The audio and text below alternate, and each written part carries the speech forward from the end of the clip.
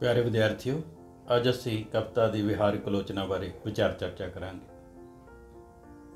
कविता का सब तो पहला पाठ करना है, कविता नूं ध्यान नाल पढ़ना है ते कविता नूं पढ़न दे नाल कविता दे विच आखिरी बंद दे उत्ते कई बारी कवि का नाम भी लिखिया हुंदा है। उत्थे सानूं कवि की पहचान हो जाएगी कि यह कविता किसकी लिखी हुई है, क्योंकि हरेक कवि का एक अलग किस्म का लिखण ढंग होंदा है, बयानिया ढंग होंदा है, काव्य शैली होंदी है। उस तो भी सानू कवि का जिहड़ा कवि की पहचान हो जाती है।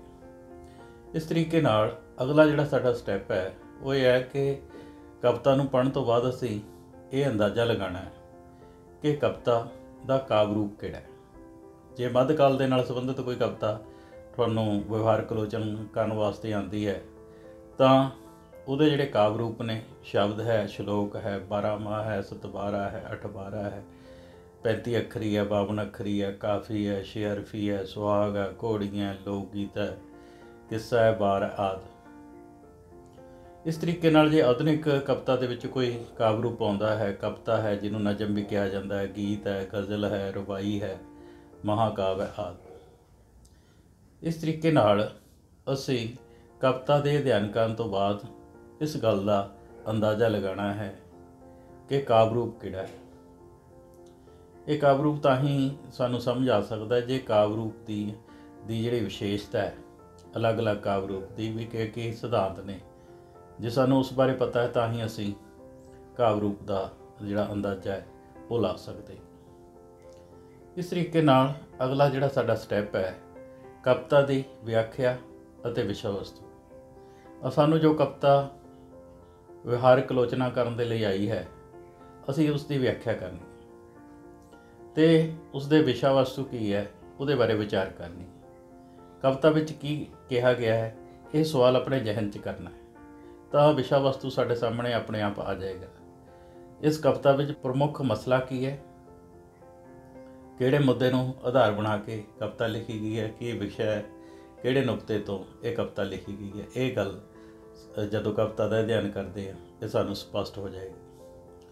उस तो बाद कविता दे विच असीं देखना छंद की है, किहड़ा छंद की वरतों कीती गई है। छंद वर्णां ते मात्रावां की गिणती मिणती है। छंद नूं जे शब्दिक अर्थ विच समझना होवे भी कविता नूं मापण दा एक ढंग है।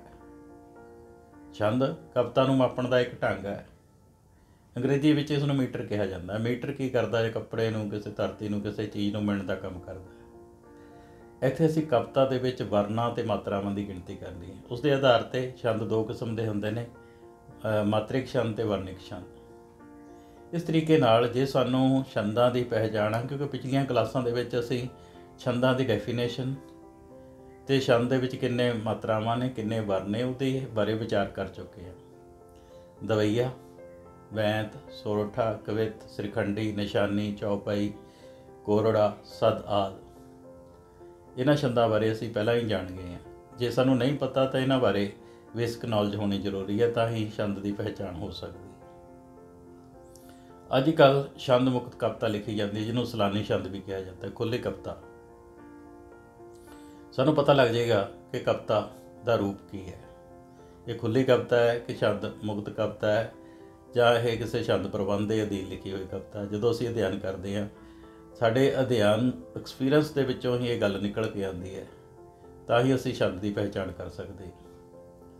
अगला ਜਿਹੜਾ ਸਾਡਾ टॉपिक है कि कविता ਵਿੱਚ देखना है कि कविता 'ਚ ਪ੍ਰਗੀਤਕਤਾ है, कविता ਵਿੱਚ ਸਰੋਦੀ अंश है, कविता ਵਿੱਚ रवानगी है।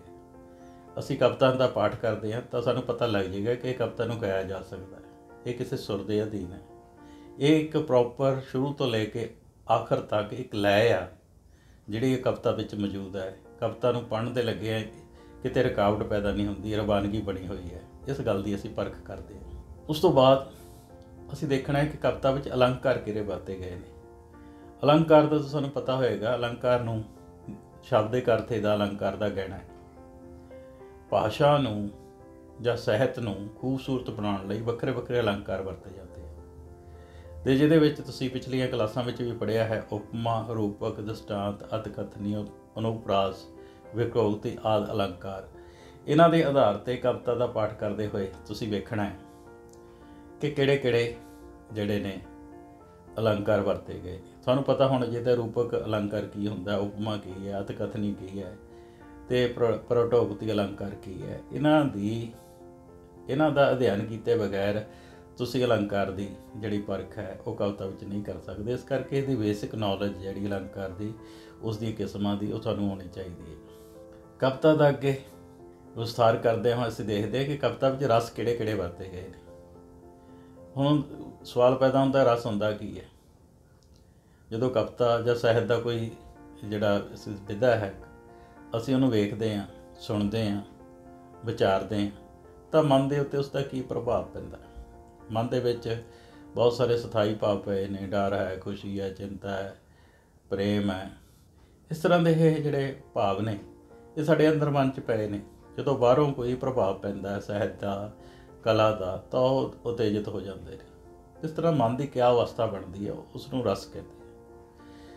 ਜਦੋਂ ਪ੍ਰੇਮ ਦਾ ਭਾਵ ਪੈਦਾ ਹੁੰਦਾ ਤਾਂ ਸ਼ਿੰਗਾਰ ਰਸ ਪੈਦਾ ਹੁੰਦਾ। ਜਦੋਂ ਉਤਸ਼ਾਹ, ਵੀਰਤਾ ਦਾ ਅਹਿਸਾਸ, ਜੋਸ਼, ਬਦਲੇ ਦੀ ਭਾਵਨਾ ਹੁੰਦੀ ਹੈ ਤਾਂ ਵੀਰ ਰਸ ਬਣਦਾ।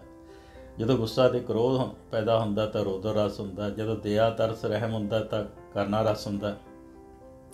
ਜਦੋਂ ਨਫ਼ਰਤ ਕਰਨਾ ਹੁੰਦੀ ਹੈ ਤਾਂ ਵਿਪਤ ਰਸ ਹੁੰਦਾ। ਜਦੋਂ ਹੈਰਾਨੀ, ਅਚੰਭਾ ਹੁੰਦਾ ਤਾਂ ਅਦਭੁਤ ਰਸ ਹੁੰਦਾ। ਜਦੋਂ ਡਰ ਅਤੇ ਘਬਰਾਹਟ ਹੁੰਦੀ ਹੈ ਤਾਂ ਭਿਆਨਕ ਰਸ ਹੁੰਦਾ। ਜਦੋਂ ਹਾਸਾ, ਮੁਸਕਰਾਹਟ, ਖੁਸ਼ੀ ਆਉਂਦੀ ਹੈ ਤਾਂ ਹਾਸ ਰਸ ਹੁੰਦਾ। ਅਤੇ ਜਦੋਂ ਮਨ ਨੂੰ ਸ਼ਾਂਤੀ ਮਿਲਦੀ ਹੈ, ਠਹਿਰਾਓ ਮਿਲਦਾ, ਟਿਕਾਓ ਮਿਲਦਾ, ਸਥਿਰਤਾ ਆਉਂਦੀ ਹੈ, ਆਰਾਮ ਮਿਲਦਾ ਤਾਂ ਸ਼ਾਂਤ ਰਸ ਹੁੰਦਾ। ਇਸ ਤਰ੍ਹਾਂ ਅਸੀਂ ਕਵਿਤਾ ਦਾ ਅਧਿਐਨ ਕਰਦੇ ਹਾਂ। ਇਹ ਦੇਖਣਾ ਹੈ ਕਿ ਕਵਿਤਾ ਦੇ ਵਿੱਚ ਕਿਹੜਾ ਰਸ ਪ੍ਰਾਪਤ ਹੁੰਦਾ, ਉਸ ਨੂੰ ਪੜ੍ਹਨ ਤੋਂ ਬਾਅਦ ਮਨ ਦੀ ਅਵਸਥਾ ਕੀ ਹੁੰਦੀ ਹੈ। ਇਸ ਤਰੀਕੇ ਨਾਲ ਅਸੀਂ ਰਸ ਦੀ ਪਰਖ ਕਰ ਸਕਦੇ ਹਾਂ। ਅਗਲਾ ਜਿਹੜਾ ਵਿਸ਼ਾ ਸਾਡਾ ਬਿੰਬ ਹੈ। ਕਵਿਤਾ ਵਿੱਚ ਸ਼ਬਦਾਂ ਰਾਹੀਂ ਚਿੱਤਰ ਜਾਂ ਦ੍ਰਿਸ਼ ਨੂੰ ਸਿਰਜਿਆ ਜਾਂਦਾ ਹੈ। ਸ਼ਬਦਾਂ ਨੂੰ ਸੁਣ ਕੇ ਜਾਂ ਪੜ੍ਹ ਕੇ ਦਿਮਾਗ ਦੇ ਵਿੱਚ ਇੱਕ ਮੂਰਤ ਉਗੜਦੀ ਹੈ ਜਿਸ ਨੂੰ ਬਿੰਬ ਕਹਿੰਦੇ ਆ। ਅਸੀਂ ਦੇਖਣਾ ਹੈ ਕਿ ਕਵਿਤਾ ਦੇ ਵਿੱਚ ਕਵੀ ਨੇ ਕੋਈ ਆਪਣੀ ਕਵਿਤਾ ਨੂੰ ਖੂਬਸੂਰਤ ਬਣਾਉਣ ਦੇ ਲਈ ਕਿਸੇ ਬਿੰਬ ਨੂੰ ਸਿਰਜਿਆ, ਕਿਉਂਕਿ ਬਿੰਬ ਸਿਰਜਣ ਦੇ ਨਾਲ ਜਿਹੜਾ ਦ੍ਰਿਸ਼ ਚਿਤਰਨ ਦੇ ਨਾਲ ਜਿਹੜੀ ਕਵਿਤਾ ਹੋਰ ਖੂਬਸੂਰਤ ਹੋ ਜਾਂਦੀ, ਉਹਦਾ ਪ੍ਰਭਾਵ ਪਾ ਜਾਂਦਾ। ਇਸ ਤਰੀਕੇ ਨਾਲ ਅੱਗੇ ਅਸੀਂ ਦੇਖਣਾ ਹੈ ਕਿ ਕਵਿਤਾ ਵਿੱਚ ਪ੍ਰਤੀਕ ਕਿਹੜੇ ਵਰਤੇ ਗਏ ਨੇ। ਸਾਨੂੰ ਪਹਿਲਾਂ ਪ੍ਰਤੀਕ ਬਾਰੇ ਥੋੜ੍ਹੀ ਜਾਣਕਾਰੀ ਹੋਣੀ ਚਾਹੀਦੀ ਹੈ। ਕਿਸੇ ਚੀਜ਼, ਚਿੱਤਰ, ਲਿਖਤੀ ਸ਼ਬਦ, ਆਵਾਜ਼ ਜਾਂ ਵਿਸ਼ੇਸ਼ ਚਿੰਨ੍ਹ ਨੂੰ ਕਹਿੰਦੇ ਹਨ ਜੋ ਸੰਬੰਧ, ਸੁਮੇਲ ਜਾਂ ਪਰੰਪਰਾ ਦੁਆਰਾ ਕਿਸੇ ਹੋਰ ਚੀਜ਼ ਦੀ ਤਰਜਮਾਨੀ ਕਰਦਾ ਹੈ। ਜਿਸ ਤਰ੍ਹਾਂ ਅਸੀਂ ਦੇਖਦੇ ਹਾਂ ਚੰਦਰਮਾ ਸੁੰਦਰਤਾ ਦੀ ਅਤੇ ਸ਼ਾਂਤੀ ਦਾ ਪ੍ਰਤੀਕ ਹੈ। ਸ਼ੇਰ ਬਹਾਦਰੀ ਅਤੇ ਹੌਸਲੇ ਦਾ ਪ੍ਰਤੀਕ ਹੈ। ਗਿੱਦੜ ਕਾਇਰਤਾ ਦਾ ਪ੍ਰਤੀਕ ਹੈ ਅਤੇ ਲਾਲ ਰੰਗ ਜਵਾਨੀ, ਸੁਹਾਗ ਅਤੇ ਖਤਰੇ ਦਾ ਪ੍ਰਤੀਕ ਹੈ। ਇਸੇ ਤਰੀਕੇ ਨਾਲ ਅਸੀਂ ਜਦ ਕਵਿਤਾ ਦਾ ਅਧਿਐਨ ਕਰਨਾ ਤਾਂ ਦੇਖਣਾ ਹੈ ਕਿ ਕਵਿਤਾ ਦੀ ਭਾਸ਼ਾ ਕੀ ਹੈ। ਕੇਂਦਰੀ, ਠੇਠ, ਸਾਹਿਤਕ ਪੰਜਾਬੀ ਹੈ ਜਾਂ ਟਕਸਾਲੀ ਪੰਜਾਬੀ ਹੈ, ਇੱਕੋ ਗੱਲ ਹੈ। ਕੇਂਦਰੀ ਪੰਜਾਬੀ ਹੈ, ਠੇਠ ਹੈ, ਸਾਹਿਤਕ ਹੈ ਜਾਂ ਟਕਸਾਲੀ ਹੈ। ਫਿਰ ਅਸੀਂ ਦੇਖਣਾ ਹੈ ਕਿ ਉਹਨਾਂ ਦੀ ਪੰਜਾਬੀ ਭਾਸ਼ਾ ਦੇ ਉੱਤੇ ਕਿਸੇ ਉਪਭਾਸ਼ਾ ਦਾ ਪ੍ਰਭਾਵ ਤਾਂ ਨਹੀਂ ਹੈ। ਮਾਝੀ, ਮਲਵਈ, ਦੁਆਬੀ, ਪੁਆਧੀ, ਮੁਲਤਾਨੀ, ਪੋਠੋਹਾਰੀ ਅਤੇ ਡੋਗਰੀ ਆਦਿ। ਇਹ ਦੇਖਣਾ ਅਸੀਂ ਕਿ ਕਿਸੇ ਕਵੀ ਦੀ ਭਾਸ਼ਾ ਦੇ ਉੱਤੇ ਕਿਸ ਉਪਬੋਲੀ ਦਾ ਪ੍ਰਭਾਵ ਹੈ। ਜੇ ਹੈ ਤਾਂ ਉਸ ਨੂੰ ਅਸੀਂ ਇੱਥੇ ਵਿਚਾਰਾਂਗੇ। ਇਸ ਤਰੀਕੇ ਨਾਲ ਅੱਗੇ ਅਸੀਂ ਕਵਿਤਾ ਦਾ ਅਧਿਐਨ ਕਰਦੇ ਦੇਖਣਾ ਹੈ ਕਿ ਕਵਿਤਾ ਦੇ ਵਿੱਚ ਪੰਜਾਬੀ ਸ਼ਬਦਾਵਲੀ ਤੋਂ ਇਲਾਵਾ ਕਿਸੇ ਹੋਰ ਭਾਸ਼ਾ ਦੀ ਸ਼ਬਦਾਵਲੀ ਵਿੱਚ ਵਰਤੀ ਗਈ ਹੈ। ਅਰਬੀ, ਫਾਰਸੀ, ਸੰਸਕ੍ਰਿਤ, ਹਿੰਦੀ, ਅੰਗਰੇਜ਼ੀ ਆਦਿ। ਇਸੇ ਤਰੀਕੇ ਨਾਲ ਉਸ ਤੋਂ ਅਗਲੇ ਜਿਹੜਾ ਪੱਖ ਹੈ ਕਵਿਤਾ ਦਾ ਦੇਖਣ ਲੱਗਿਆ, ਅਸੀਂ ਦੇਖਣਾ ਹੈ ਕਵਿਤਾ ਦੀ ਸ਼ੈਲੀ ਕਿਹੋ ਜਿਹੀ ਹੈ, ਜਿਹਨੂੰ ਅਸੀਂ ਕਾਵਿ ਸ਼ੈਲੀ ਦਾ ਨਾਂ ਦਿੰਦੇ ਹਾਂ। ਸ਼ੈਲੀ ਸ਼ਬਦ ਤੋਂ ਬੱਚੇ ਕਈ ਵਾਰੀ ਘਬਰਾ ਜਾਂਦੇ ਨੇ, ਸ਼ੈਲੀ ਕੀ ਹੁੰਦੀ ਹੈ। ਕਵਿਤਾ ਦਾ ਲਿਖਣ ਢੰਗ ਨੂੰ ਸ਼ੈਲੀ ਕਿਹਾ ਜਾਂਦਾ ਹੈ ਕਿ ਹਰੇਕ ਕਵੀ ਦਾ, ਹਰੇਕ ਲੇਖਕ ਦਾ ਆਪਣਾ ਇੱਕ ਲਿਖਣ ਢੰਗ ਹੁੰਦਾ ਅਤੇ ਉਹ ਲਿਖਣ ਢੰਗ ਦੇ ਵਿੱਚ ਕੋਈ ਸ਼ੈਲੀਆਂ ਦਾ ਅਸੀਂ ਇੱਥੇ ਜ਼ਿਕਰ ਕਰ ਰਹੇ ਹਾਂ। ਵਰਣਾਤਮਕ ਸ਼ੈਲੀ ਹੈ, ਵਰਤਾਂਤਕ ਸ਼ੈਲੀ ਹੈ, ਨਾਟਕੀ ਸ਼ੈਲੀ ਹੈ, ਪ੍ਰਵਚਨੋਤਰੀ ਸ਼ੈਲੀ ਹੈ, ਵਿਅੰਗਾਤਮਕ ਸ਼ੈਲੀ ਹੈ, ਤੁਲਨਾਤਮਕ ਸ਼ੈਲੀ ਹੈ, ਸੰਬੋਧਨੀ ਸ਼ੈਲੀ ਹੈ ਅਤੇ ਮਨੋਵਚਨੀ ਸ਼ੈਲੀ ਹੈ। ਵਰਣਾਤਮਕ ਸ਼ੈਲੀ ਜਿਸ ਦੇਖਦੇ ਹਾਂ ਕਿ ਕਵੀ ਕਿਸੇ ਗੱਲ ਦੀ ਵਿਆਖਿਆ ਕਰ ਰਿਹਾ ਹੈ। ਵਰਤਾਂਤਿਕ ਸ਼ੈਲੀ ਦੇ ਵਿੱਚ ਦੇਖਦੇ ਕੋਈ ਕਹਾਣੀ ਨੂੰ, ਕਥਾ ਨੂੰ ਸੁਣਾ ਰਿਹਾ। ਨਾਟਕ ਸ਼ੈਲੀ 'ਚ ਦੇਖਦੇ ਹਾਂ ਕਿ ਦੋ ਆਪਸੀ ਵਾਰਤਾਲਾਪ ਕਰਵਾ ਰਿਹਾ ਪਾਤਰਾਂ ਦੇ। ਪ੍ਰਸ਼ਨੋਤਰੀ ਸ਼ੈਲੀ ਵਿੱਚ ਦੇਖਦੇ ਹਾਂ ਕਿ ਇੱਕ ਵਾਰੀ ਸਵਾਲ ਕੀਤਾ ਜਾਂਦਾ, ਦੂਸਰੀ ਵਾਰੀ ਉਸਦਾ ਜਵਾਬ ਦਿੱਤਾ ਜਾਂਦਾ ਹੈ। ਵਿਅੰਗਾਤਮਕ ਸ਼ੈਲੀ 'ਚ ਦੇਖਦੇ ਹਾਂ ਕਿ ਜਿਹੜਾ ਕਿ ਕਵੀ ਹੈ ਜਾਂ ਸਾਹਿਤਕਾਰ ਆ ਕਿਸੇ ਵਿਅੰਗ ਦੀ ਸਿਰਜਣਾ ਕਰ ਰਿਹਾ ਹੈ। ਤੁਲਨਾਤਮਕ ਸ਼ੈਲੀ 'ਚ ਦੇਖਦੇ ਹਾਂ ਕਿ ਦੋ ਵੱਖਰੀਆਂ ਸਿਚੁਏਸ਼ਨਾਂ ਨੂੰ ਦਾ ਕੰਪੈਰੇਟਿਵ ਸਟੱਡੀ ਕਰ ਰਿਹਾ ਹੈ, ਤਨਾਤਮਕ ਅਧਿਐਨ ਕਰ ਰਿਹਾ ਹੈ। ਸੰਬੋਧਨੀ ਸ਼ੈਲੀ ਕਿਸੇ ਨੂੰ ਸੰਬੋਧਨ ਕਰਕੇ ਗੱਲ ਕਹੀ ਗਈ ਹੈ। ਮਨੋਵਚਨੀ ਹੈ ਕਿ ਜੋ ਮਨ ਵਿੱਚ ਵਿਚਾਰ ਆਏ ਨੇ ਉਹਨਾਂ ਨੂੰ ਲਿਖਤੀ ਰੂਪ ਦਿੱਤਾ ਜਾ ਰਿਹਾ ਹੈ। ਇਸ ਤਰੀਕੇ ਨਾਲ ਸ਼ੈਲੀ ਦੇ ਵਿੱਚ ਕੁਝ ਗੁਣਾਂ ਦਾ ਹੋਣਾ ਬਹੁਤ ਜ਼ਰੂਰੀ ਹੈ। ਨੰਬਰ 1 ਸਪਸ਼ਟਤਾ, ਪ੍ਰਭਾਵਸ਼ਾਲੀ ਬਿਆਨੀਆ ਢੰਗ ਹੋਵੇ। ਸਾਹਿਤਕਾਰ ਦੀ ਸ਼ਖਸੀਅਤ ਦਾ ਪ੍ਰਭਾਵ ਸ਼ੈਲੀ ਦੇ ਉੱਤੇ ਆਮ ਦੇਖਣ ਨੂੰ ਮਿਲਦਾ ਹੈ। ਤੁਸੀਂ ਲਿਖਤ ਨੂੰ ਪੜ੍ਹ ਕੇ ਹੀ ਸਾਹਿਤਕਾਰ ਦੀ ਪਹਿਚਾਣ ਕਰ ਲੈਂਦੇ ਹੋ। ਪਾਠਕ ਦੀ ਰੌਚਿਕਤਾ ਬਣੀ ਰਹੇ। ਸ਼ੈਲੀ ਇਸ ਤਰ੍ਹਾਂ ਦੀ ਹੋਵੇ ਕਿ ਜਿਹੜੀ ਰਚਨਾ ਤੁਸੀਂ ਪੜ੍ਹ ਰਹੇ ਹੋ ਅਤੇ ਉਸ 'ਤੇ ਪੜ੍ਹਦੇ ਸਾਡੀ ਦਿਲਚਸਪੀ ਉਸ ਪ੍ਰਤੀ ਬਣੀ ਰਹੇ। ਭਾਵ ਅਤੇ ਵਿਚਾਰ ਦਾ ਸੋਝਮਈ ਸੰਚਾਰ ਵੀ ਹੋਵੇ। ਇਹ ਨਾ ਹੋਵੇ ਕਿ ਜੋ ਅਸੀਂ ਕਹਿਣਾ ਚਾਹੁੰਦੇ ਹਾਂ ਉਹ ਪਾਠਕ ਤੱਕ ਨਹੀਂ ਪਹੁੰਚੇ। ਜੋ ਇਮੋਸ਼ਨ ਨੇ, ਜੋ ਥਾਟ ਨੇ, ਉਹ ਪਾਠਕ ਤੱਕ ਪਹੁੰਚਣੇ ਚਾਹੀਦੇ ਨੇ। ਜਦੋਂ ਅਸੀਂ ਕਵਿਤਾ ਦਾ ਅਧਿਐਨ ਕਰਨਾ, ਆਲੋਚਨਾ ਕਰਨੀ ਹੈ ਤਾਂ ਇਹ ਦੇਖਣਾ ਹੈ ਕਿ ਇਹ ਜਿਹੜੀ ਕਵਿਤਾ ਅਸੀਂ ਪੜ੍ਹ ਰਹੇ ਹਾਂ ਇਹਦੇ 'ਚ ਭਾਵਾਂ ਅਤੇ ਵਿਚਾਰਾਂ ਦਾ ਸੰਚਾਰ ਹੋ ਰਿਹਾ ਕਿ ਨਹੀਂ ਹੋ ਰਿਹਾ। ਇਸੇ ਤਰੀਕੇ ਕੁੱਲ ਮਿਲਾ ਕੇ ਅਸੀਂ ਜਦੋਂ ਸਾਰੀ ਕਵਿਤਾ ਬਾਰੇ ਵਿਚਾਰ ਵਟਾਂਦਰਾ ਕਰਨਾ ਅਤੇ ਫਿਰ ਅਸੀਂ ਉਸ ਦਾ ਨਿਸ਼ਕਰਸ਼ ਅਤੇ ਨਿਚੋੜ ਲਿਖਣਾ ਕਿ ਉਪਰੋਕਤ ਚਰਚਾ ਉਪਰੰਤ ਜਾਂ ਅੰਤ ਵਿੱਚ ਅਸੀਂ ਕਹਿ ਸਕਦੇ ਹਾਂ ਜਾਂ ਅਸੀਂ ਇਸ ਸਿੱਟੇ 'ਤੇ ਪਹੁੰਚਦੇ ਹਾਂ ਜਾਂ ਇਹ ਨਿਚੋੜ ਨਿਕਲਦਾ ਹੈ ਜਾਂ ਇਸ ਦਾ ਇਹ ਨਿਸ਼ਕਰਸ਼ ਹੈ। ਇਹਨਾਂ ਸ਼ਬਦਾਂ ਨੂੰ ਨਾਲ ਆਪਣੀ ਵਾਕ ਨੂੰ ਸ਼ੁਰੂ ਕਰਕੇ ਜੋ ਪਿੱਛੇ ਅਸੀਂ ਗੱਲਬਾਤ ਕੀਤੀ ਹੈ ਉਸ ਨੂੰ ਸੰਖੇਪ ਵਿੱਚ ਇੱਕ ਪੈਰੇ ਦੇ ਵਿੱਚ ਸਮੇਟਣਾ ਹੁੰਦਾ ਹੈ। ਇਸ ਤਰੀਕੇ ਨਾਲ ਕਵਿਤਾ ਦੀ ਜਿਹੜੀ ਵਿਹਾਰਕ ਆਲੋਚਨਾ ਉਹਦੇ ਬਾਰੇ ਤੁਸੀਂ ਸੰਖੇਪ ਜਾਣਕਾਰੀ ਹਾਸਲ ਕਰ ਲਈ ਹੈ। ਅਗਲੀ ਕਲਿੱਪ ਦੇ ਵਿੱਚ ਮੈਂ ਸ਼ਾਹ ਹੁਸੈਨ ਦੀ ਇੱਕ ਕਾਫੀ ਨੂੰ ਉਦਾਹਰਨ ਦੇ ਤੌਰ 'ਤੇ ਵਰਤ ਕੇ ਤੁਹਾਨੂੰ ਦੱਸਾਂਗਾ ਕਿ ਵਿਹਾਰਕ ਆਲੋਚਨਾ ਕਵਿਤਾ ਦੀ ਕਿਸ ਤਰ੍ਹਾਂ ਹੁੰਦੀ ਹੈ, ਕਿਹੜੇ ਪਹਿਲੂਆਂ ਨੂੰ ਦੇਖਿਆ ਜਾਂਦਾ ਹੈ। ਮੈਨੂੰ ਲੱਗਦਾ ਹੈ ਤੁਸੀਂ ਵਿਹਾਰਕ ਆਲੋਚਨਾ ਬਾਰੇ ਸੰਖੇਪ ਜਾਣਕਾਰੀ ਹਾਸਲ ਕਰ ਲਈ ਹੈ।